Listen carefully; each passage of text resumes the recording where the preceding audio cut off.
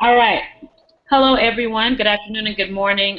Thanks for joining us for our Idea Open Air Hangout. This is time where we get to have some fun, talk about some cool things around education, catch up with one another, and ask questions. If you have any questions and were able to join us or view any of our previous sessions from earlier today, this is a space where you can do that as well.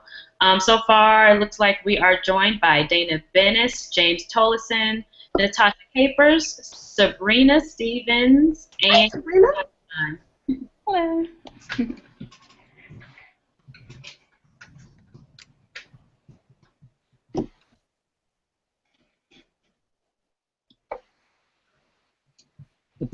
Hey everyone. Hello. hey, happy Monday. And if you want to follow along in the notes, we are not going to use this group chat. Thanks, Scott, for the reminder. But I am going to also link the doc on the events page.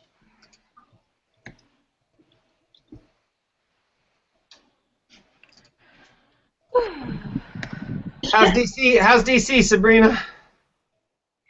It's nice. It's like warm, but it's not too bad. It hasn't been like as humid and disgusting as it could be, which is I'm very grateful for. But yeah, I'm just like tired. Oh, uh-oh. Scott turned into an avatar. Oh, Did he? Oh, yeah, everyone turned into an avatar for a second. that might just be you. Maybe. I can see myself. You turned everyone into avatars. I have lots of powers. You Is don't that want to. Maria? Yeah. Hey! Maria! Yeah.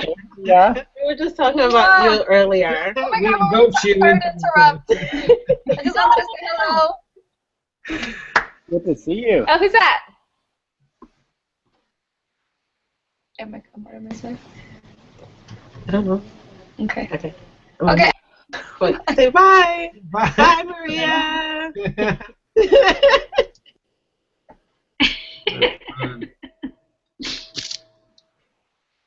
She's going to live a long time. We were just speaking her up earlier today. Mhm. James, did you get to meet Maria at Freedom Summer? Not that there wasn't like, hundreds and hundreds of people, but did you happen to meet her? I'm not sure if I did meet Maria. Where is she coming from? Where is she now?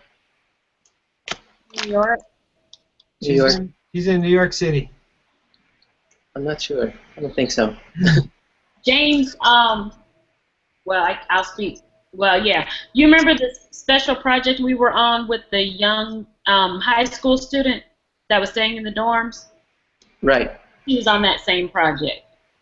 Oh, okay. Probably didn't meet, but you all were working on the same thing. Gotcha.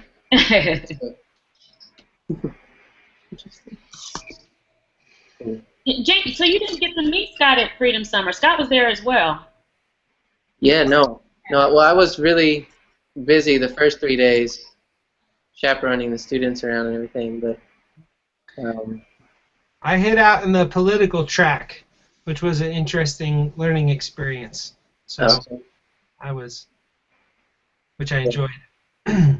Cool. This is a question I was thinking about.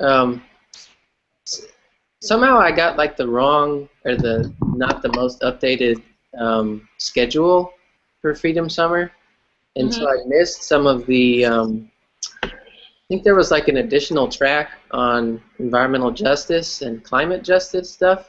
Did y'all attend any of those? That was that session. I know exactly what session you're talking about. Those were actually part of the larger conference, so it wasn't necessarily on the youth track. Gotcha. That must have been what it was.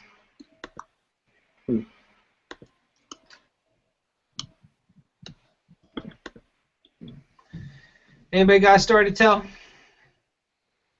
Good jokes? Hot topics? Oh, I had a joke.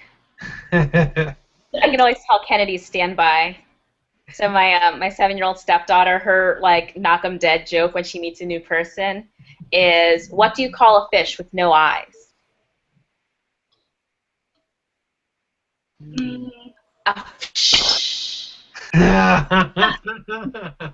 Nice. Oh man. Nice. You should adapt that. Idea has a culture of fish jokes. Yeah, that's right. I hear. As you know, Sabrina. I was just wondering what it is about us that attracts fish jokes. Yeah, what is that? The water, it's the flow. You can always call Kennedy standby. So my 7-year-old stepdaughter, her Playback. when she meets a new person That's is, an- what do you call a fish with no eyes? Is somebody listening to it again? Can you mute Jeanette? Someone's watching the broadcast and in the Hangout at the same time. Yeah, I was about to say, I feel like I You get heard. to hear the joke again, which was Yeah. great. We got it You the know second what I thought time. was happening, but I was like, Sabrina, your mouth isn't moving. We're now complete because there are two fish. Jonah would have something very funny to say about that, I'm sure. Yeah. I have a question, and it's totally off subject. What do you all think about the ice bucket challenges and the challenges that have been going on? I know I did one the other day. I see Jeanette shaking her head no. You don't want to talk about it? Jeanette, we like it when you don't feel strongly about nothing. Why don't you tell us what you got to say? What's on your mind, babe? The Ice Bucket Challenge is severely contributing to the drought in California, and it's not okay.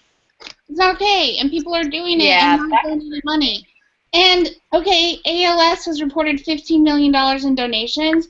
Given the net worth of some of the people who have done the Ice Bucket Challenge, that should be a hell of a lot more, quite frankly. So, what about Oprah the Winfrey could have given $15 million herself. What? what about the ice bucket challenge for other causes? I don't like the Ice Bucket Challenge. It wastes perfectly good water. How many people in this world don't have clean water? Want to do it with dirty water? Okay. Want to take a cold shower for the normal amount of time you would take a shower every day? And do it that way? Okay. That would be a challenge. In clean water. So, Jeanette, okay, so what if I don't take a shower that day and I do the ice bucket challenge? Like, would that count? I agree. If you don't take a shower, that's fine. Don't come anywhere near me. And make sure that you do the Ice Bucket Challenge over land that needs water. Okay. Not on cement. Water not lawn. on- You know, then do it. Spoken from the California drought perspective. You know, there are ways that it can be done that are fine, but 99% of the videos I've seen have just been about wasting water. I was having a hard time reconciling Ferguson, Michael Brown, and the Ice Bucket Challenge, and I did see something funny where someone was like, Twitter is Ferguson, Facebook is Ice Bucket Challenge, and like something else or something, and then they were like, I love the internet. I had a hard time. Then, I mean, some people did some cool intersection stuff in creative ways, but I can't lie, if that all wasn't going on and in my psyche, and we thought of the Ice Bucket Challenge and everybody was doing it, I think it was the smartest thing in the universe. So, like, if we did it for, like, the things we care about, I'd be all in just because it got people to viral something. So I get points for that, and I hear all of the, like, righteous upset about water and drought and the reality of that, so that's my take. Yeah. I think for me, like, I like the idea of creative challenges for nonprofits. Like, I think it'd be awesome to do something like this for groups like ours. Or I did one. So I didn't do the ice bucket challenge because I ain't dumping a bucket of ice water on my head for any reason. But I did the taco or beer challenge for so someone was making a joke about how like a lot of really worthwhile causes don't get the funding they need, and I think part of it is like public funding should be what covers disease research, like because there's no like if your family member's dying, like you're not going to be like, oh well, I mean he didn't have the cool illness, so I guess it's okay that he dies. Like every like health cause is of equal value, and so why should they should prioritize based on like, okay, this illness affects like 60% of people versus this affects 2% of people, so like let's allocate accordingly. Like that should be the way we fund public health issues, not, okay, well, these people happen to have the creative development staff, and so they get all the money. But what was interesting is, like, so other kind of more niche groups, like the Taco or Beer Challenge focuses on abortion funds. And so it gives money to folks who who need to exercise their right to choose, don't have the money to do it, and so it fills a gap that way. I also happen to donate to a group that actually promotes different options for childbirth as well, because like midwifery services, all these other things are really important too, and people don't know about them, and so they end up getting substandard care in our maternity care system. And so I donated my money to that. But to me, like, it can be a good idea for things like that, like to raise money for causes that can't necessarily be caught within like our public funding infrastructure. But I think for things like this, like somebody circulated, I think it's something like 20 or 22, something like that, lawmakers took the Ice Bucket Challenge who voted to cut ALS funding in our federal budget. So like that's so hypocritical, you know? Makes perfect sense. You know, like, yeah, or Bush, who was like infamous for cutting any national health research, had the nerve to take the Ice Bucket Challenge. I was like, you don't even believe in science. Like, what are you doing, you know? So that was my beef. It was like, we need to be like funding these things more sustainably. Because the other thing too is like ALS is not going to go away next year when nobody's thinking about the Ice Bucket Challenge anymore. Jeanette, you're on mute. I'm just agreeing. I'm just like, yes, right. Did you get that? Right, yay. Yeah. So you know when she totally agrees and when she totally disagrees.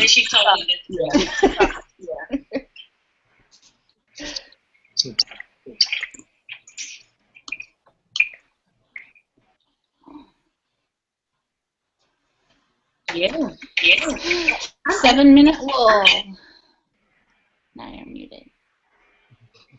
Crystal, you're muted.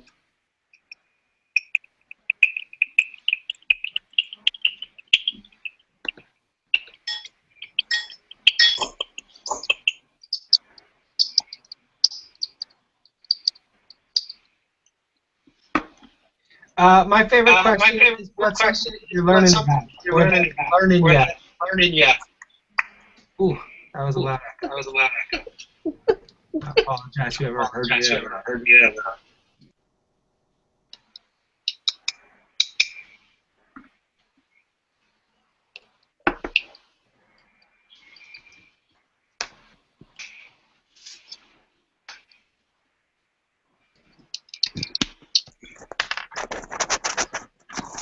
Nobody's learning anything? I'm learning about Google Hangout on Air. We've had a lot of learning about that today. Yes. And really over the past week and a half, really. Like, it's cool, it has a lot of good features, but it also, of course, like any technology, has its limitations too. I wish it came with like a manual book, or when you click on something, it tells you exactly what it does, but it doesn't. So yeah. I think we figured out all the kinks, haven't we? Most of them? Most of them. And aren't we a learn as you go kind of thing? Anyway. I mean, really, isn't that part of our mission? The way we tell ourselves. Yeah, that's the learning part of what we do. Right. This is exactly what it's supposed to be about. And I keep saying we're already way ahead of the other conference I was on all weekend. Seriously. I just want to know what this conference was so we can blast it. And that's just not like, me saying that because I believe in us. It's me saying that because I believe in the other organization I was on a conference with too. But their telecommunications for their conference sucked. Wow. I didn't do that. Who did that? Crystal. The master of the control booth. I like Sound the effect.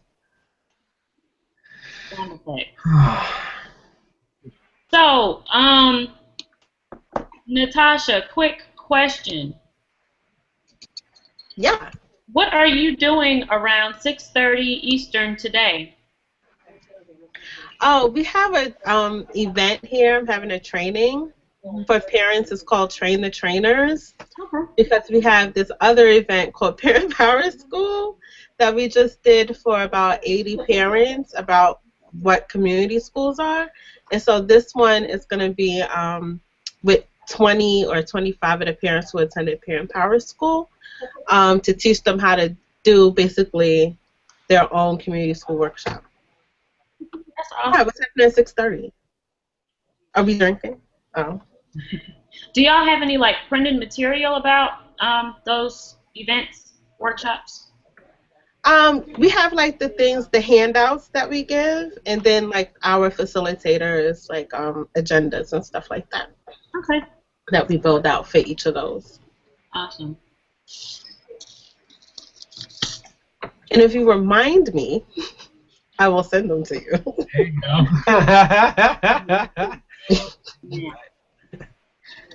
Natasha, are you all working with the Coalition for Community Schools in that, or people use the word community schools in different ways? Is that a Yeah, which Yeah. is kind of annoying now. But It's a whole new challenge, but it makes Yeah. sense that it's a challenge because it's a good pairing of two words that should be smushed together. right, But then it's got a whole different set of ideas about what people mean by them. So right.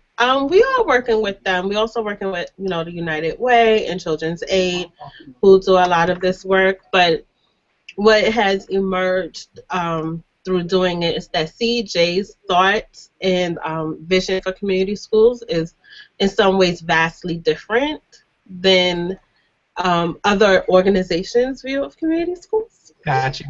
So it can be a little like Uh-huh. daunting, Yeah.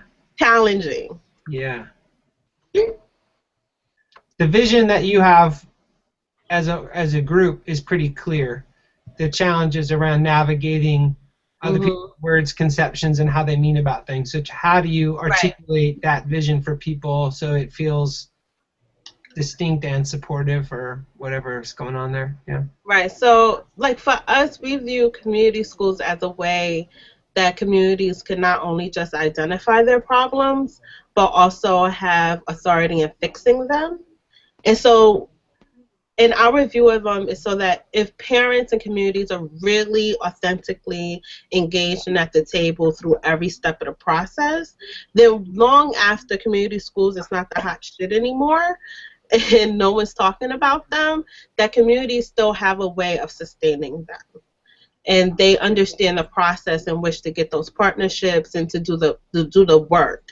And so that's where it gets a little wonky, because for most agencies, they're like, well, here's the eyeglass clinic and here's your dentist. And it's like, that's great. My kid's teeth are straight, but he still can't read. Can we do some like real digging in on teaching and learning right now? So like, oh, thank you for the food stamps, but my kid cannot do multiplication. Like, I need him to be able to count the food stamps or something like that. Like let's make this work in every way. You don't want community schools to be limited just to wraparound services, Right. line up so that you have an educational shopping mall. You want not to demean that, because it's really good work, but that part, like, you really need that part because that helps to sustain the other things. But if you're not digging in and really looking at what's happening in classrooms and how principals or like how any of those things are happening, the interactions between principals and teachers and principals and parents, and if we're not really putting parents and community stakeholders at the table to get the work done, then what's the point of having the eyeglass clinic? I could have taken them across the street. Mm. Yep. Mm-hmm. That's funny, because for a long time the meme has been, how do we get the community into the school? And as Sabrina just points out, how do you keep the school in the community schools? It's that very interesting sweet spot around actually talking about what happens in the day in life of learning and these supports and their set. And we don't have great words that are tight and crisp to get to that in a way that means something potent. And so you all are helping pave that path. That's Bro. Yeah. important and exciting. But even here, when we had, the rollout of community schools, it was like, hello, y'all kind of forgot the community part of community schools. Like, y'all didn't engage anybody. You gave like 2 weeks for principals to like get an application done.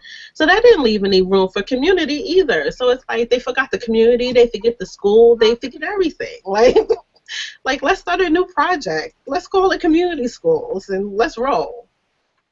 Yep. I'm guessing, but my guess is that when the politics line up, that it's a good moment to implement.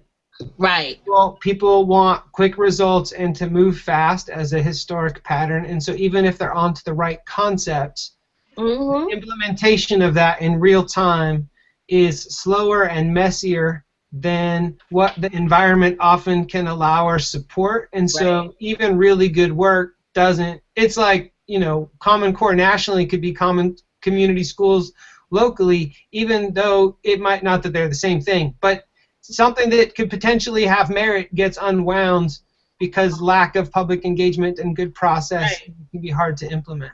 Exactly. So that's where we are. It's super fun.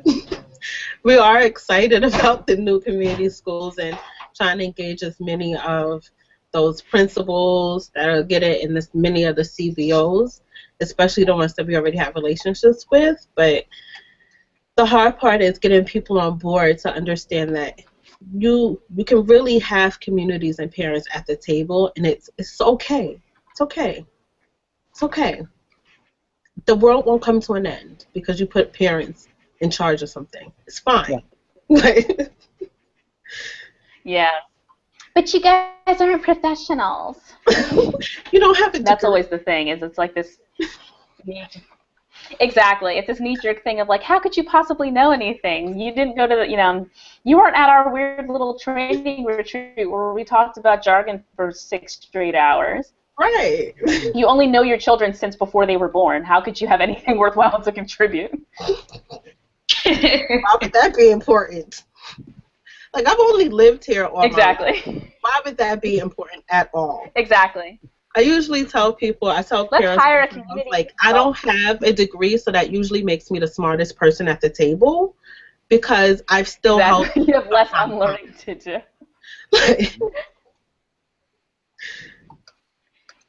Yeah, no, it's just like you end up having like less unlearning to do. I feel like that's my thing. Is like the more schooling, I feel like I have more.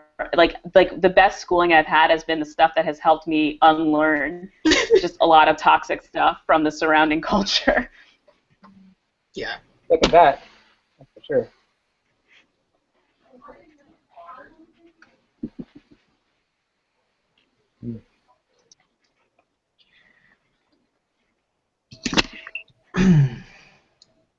There's a lot to learn in that whole conversation. I know that the part of the LBS, actually, James, to loop you in, we've had this gathering that we've had one session of, and we'll have another one in November where people from different teams are coming and sharing. We did in the overview. And this question around where we're beginning to get a tip in public awareness and a change in wanting to do things differently, and even sometimes where you've got real, whether it's elected officials or decision-making power beginning to move in direction. The lesson of the 1960s and 70s was the last time there was a big moment for a kind of, I'll say broadly, progressive education set of moves. The ability to implement well and with quality and with some political savviness was low. And not that it's the only reason that the Nation at Risk and No Child Left Behind and the Standards Accountability Movement birthed from that. There were certainly other reasons, but there is really something important about how we learn not just to agitate for what we want, but to flip the scale and think about how to do what Natasha's describing, which is how do parents and young people get authentically engaged? What does that look like in quality? How do we articulate it? We are going to confront that test in the next, immediately now to the next 10 years if we want these ideas to advance. And it's going to take some hard, some hard wrangling, I think, because the ideas are easier to come by than the implementation. It gets real messy real fast. Mm-hmm.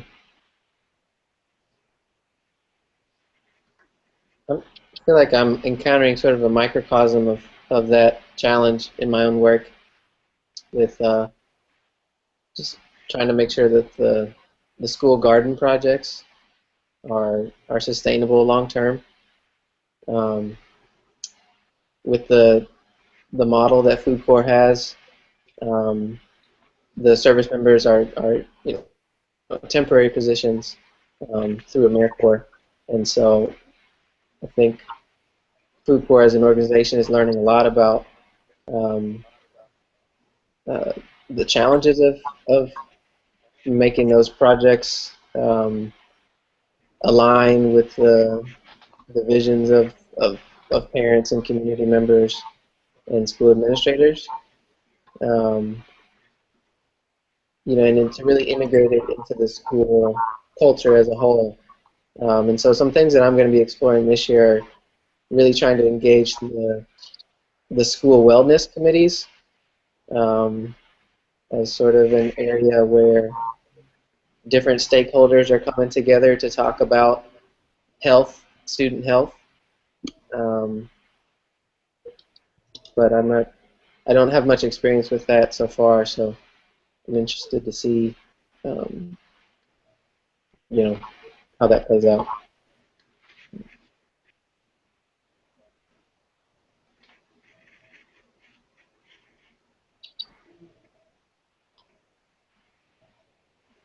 I'm sort of wondering what models there are other than committees, or formal meetings for parent engagement.